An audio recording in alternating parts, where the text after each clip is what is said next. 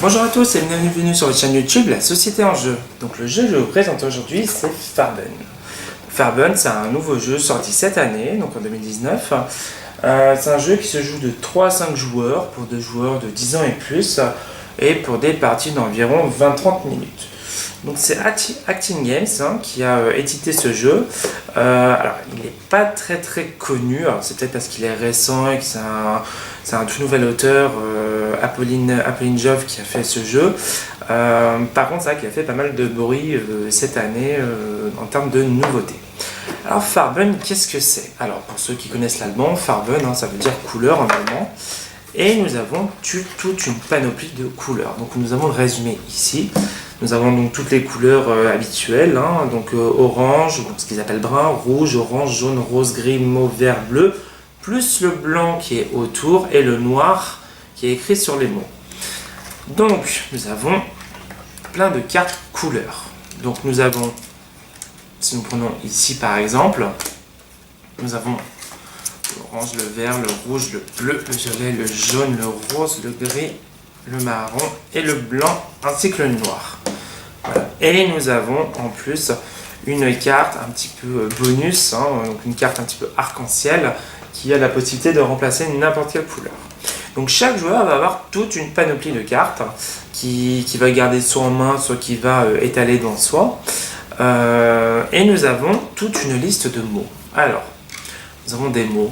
Voilà, donc qui symbolisent, alors c'est généralement des adjectifs ou des termes bien spécifiques. Nous avons l'espoir, la culpabilité, l'attraction, la fête, la tristesse, etc., etc. Nous avons énormément de mots, donc ils sont tous recto verso. Le but, ça va être d'associer un mot à une couleur. Alors, comment associe-t-on un mot à une couleur? Chaque joueur va donc avoir toutes les cartes couleurs devant soi, plus la carte bonus, et on va tirer une carte mot. Partons du principe, je ne sais pas, je dis la gêne par exemple. Voilà. Tous les joueurs vont donc sélectionner une couleur. Alors on va jouer dans un ordre bien spécifique, donc soit dans les horaires, dans le sens des horaires d'une aiguille d'une montre, soit on va définir comme on le souhaite. Chaque joueur va dire selon lui qu'est-ce que représente ce mot avec une couleur. Attention, parce qu'une fois qu'une couleur est choisie, on ne peut plus l'utiliser. Pourquoi? Parce que derrière les cartes, il y a des symboles. D'accord? Donc tous les joueurs ont les mêmes symboles. Enfin, chaque joueur a son propre symbole. Donc moi, par exemple, j'ai le symbole en forme de S. Un autre joueur aura un symbole en forme de double cercle, etc., etc. Nous avons le losange, etc., etc. Donc tous ces symboles ont également des couleurs.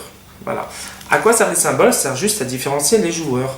Parce qu'à partir du moment où je vais placer une couleur pour identifier le mot, il va falloir que je sache à quel joueur ça correspond. Moi par exemple la gêne, je ne sais pas, je dirais que ça me fait représenter le rouge parce que la gêne a tendance à rougir. Donc je vais prendre le rouge, je vais expliquer la raison aux autres joueurs. Donc je vais dire voilà, ça me permet de rougir, je suis gêné. Donc je vais la retourner pour dire que du coup le joueur avec le S place la carte en dessous de la gêne. Chaque joueur va choisir sa couleur. Imaginons, je ne sais pas, le joueur qui a le symbole en M, lui par contre il va définir le rose parce que pareil, il a tendance à rougir, mais voilà, c'est pas non plus une tomate, donc il va peut-être mettre le rose. Voilà, donc je donne des exemples un peu farfelus, mais c'est pour vous donner l'idée. Il va mettre la carte en dessous. Chaque joueur va faire pareil. Donc si on est 3, il y aura 3 cartes. Si on est 5, ça fera 5 cartes. Une fois que tous les joueurs ont défini leur couleur vis-à-vis d'une émotion, vis-à-vis du mot qui est défini, le paquet de cartes, on le place à côté. Voilà, on le met ailleurs. On ne l'utilisera plus jusqu'à la fin de la partie et on tire une nouvelle carte mot. Voilà, comme par exemple ton grand-mère. On recommence, ainsi de suite. Chaque joueur va mettre un mot, une couleur. Donc attention, plus on avance vers la fin de la partie, plus c'est compliqué parce que les couleurs disparaissent. En termes de conseils, je conseille de garder les couleurs entre guillemets fortes. Ce que j'appelle les couleurs fortes, c'est le noir, le blanc, le rouge. Enfin vraiment les couleurs qui nous parlent. Vraiment pour les mots, des mots bien spécifiques.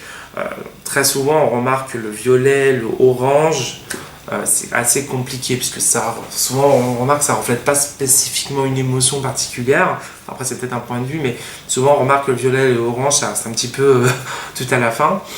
N'oubliez pas également d'utiliser votre carte bonus qui peut remplacer n'importe quelle couleur. Donc ça c'est bien sympa pour réutiliser une couleur déjà existante. Donc la partie s'arrête à partir d'un certain nombre de mots. Donc si par exemple on est 2 joueurs, ou 3, enfin plutôt 3 joueurs, alors, le jeu se joue de 3 à 5, moi je l'ai déjà testé à 2, il fonctionne. Voilà, c'est un petit aparté, mais par rapport à 3 joueurs, on va déterminer un certain nombre de mots. Donc par exemple on va partir sur 12 mots, donc c'est-à-dire que 3 joueurs, 12 mots, ça veut dire que chaque joueur devra trouver 4 mots. Une fois qu'on a fait les 12 mots, donc on va avoir 12 tas, avec dans chacun toutes les couleurs qui sont associées derrière. Chaque joueur va prendre un tas et le donner à un autre joueur. Et donc, chaque joueur va avoir un certain nombre de mots. Au niveau du coup de cette deuxième phase, on va prendre par exemple, je vais prendre le mot gène. Je vais définir le mot gène, donc du coup j'ai des couleurs face cachée. Donc je sais que par exemple, moi je suis le S, il va falloir que je devine ma couleur. Donc je vais dire, je pense que c'est le rouge. Je retourne, c'est le rouge, donc je vais gagner 2 points. Ici j'ai un autre joueur qui avait joué, donc si je me souviens bien, si vous avez suivi la vidéo, c'était le rose. Donc je vais dire par exemple, c'est le rose. Donc je vais gagner 2 points parce que j'ai trouvé, et je vais donner 1 point au joueur à qui j'ai trouvé. Si je ne sais pas, aucun des 2 joueurs me gagne 2 points. Par contre, j'ai aussi la possibilité de demander un indice. Dans ce cas-là, si je donne un indice et que je gagne, le joueur qui m'a donné ce mot gagnera 1 point comme d'habitude. Par contre, moi, au lieu de gagner 2 points, je gagnerai un seul point.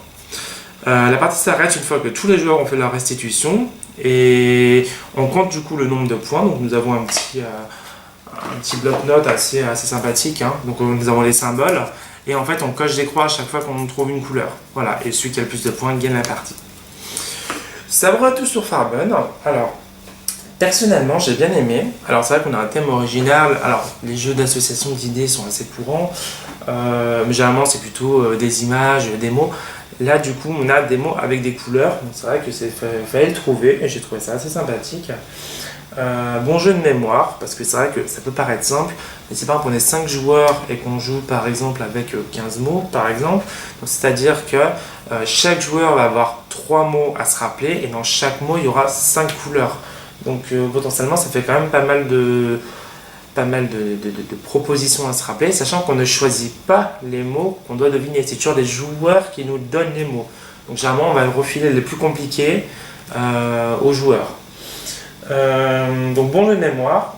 Et c'est vrai que le fait d'être limité dans le choix des couleurs, je trouve ça vachement bien.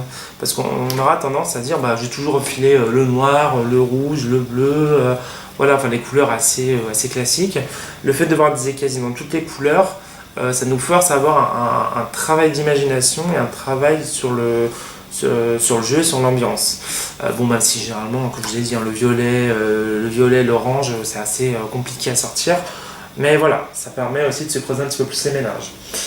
En termes de points négatifs, alors c'est vrai que certains mots sont assez compliqués. Alors pour définir une couleur, alors là j'ai pas spécialement d'exemple, mais par exemple famille. Bon, mis à part dire le rose, l'amour, voilà, des choses comme ça, des fois c'est un peu compliqué de représenter certains mots vis-à-vis d'une couleur. Après, c'est peut-être moi. Alors, si d'ailleurs vous avez des exemples, par exemple pour famille, n'hésitez pas à le mettre en commentaire de la vidéo. Mais voilà, certains mots sont assez compliqués. Par exemple, voilà, le confort, la fragilité, voilà, c'est pas forcément des mots très simples pour faire des associations.